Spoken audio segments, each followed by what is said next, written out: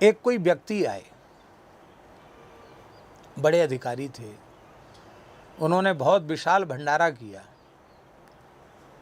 और भंडारे में कई प्रकार की मिठाई बनवाई। पचमेल मिठाई कहते हैं, 5 तरह की मिठाई थी और खीर, मालपुआ और 5 तरह की मिठाई। बहुत बढ़िया रसोई थी, बहुत बढ़िया। दक्षिणा भी खूब बटी। और वो तो भंडारा करके गए।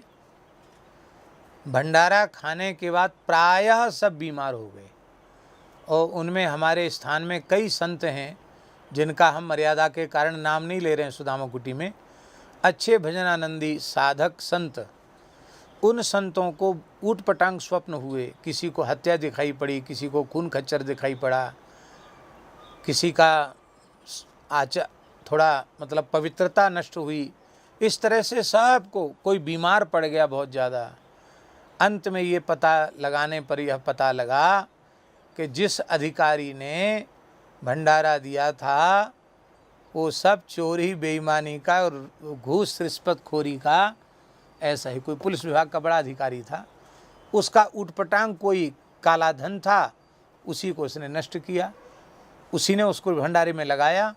तो भंडारे में लगाए तो जितने साधु थे, जिन्हें कोई साधक ही नहीं है, उनको तो कोई अंतर नहीं पड़ा, पर जो थोड़ा भी राम राम करते थे वो सब बीमार पड़े।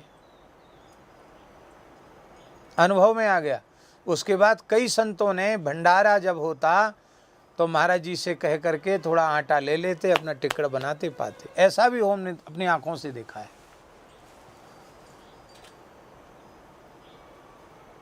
अपने यहाँ तो भगवत कृपा से हमने मलुक पीठ में ये बात रखी है कि कोई सेवा की भावना लेके आता, भंडारा करने आता, तो उसको स्पष्ट पूछ लेते हैं, भैया मरे गिरे का तो नहीं है, कोई ग्रह नक्षत्र उतारने तो नहीं है साधुओं पर, काम धंधा अच्छा है कि नहीं, राम जी की प्रसन्नता के लिए यदि आपकी इच्छा है तो करो, नहीं तो हमारे यहाँ जो ठाकुर जी को भोग लग रहा है वही ठीक है।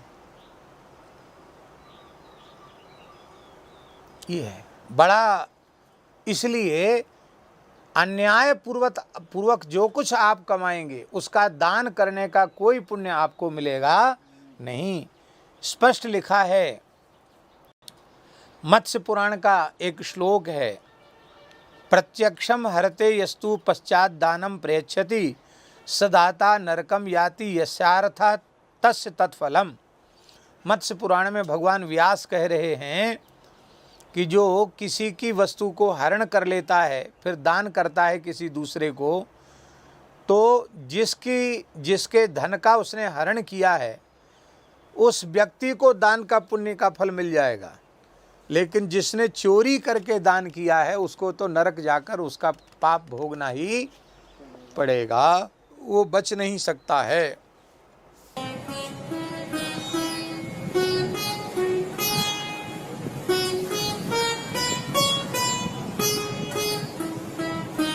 श्री सीताराम प्रतिदिन सत्संग एवं दर्शन के लिए श्री महाराज जी के ऑफिशियल चैनल को जरूर सब्सक्राइब करें।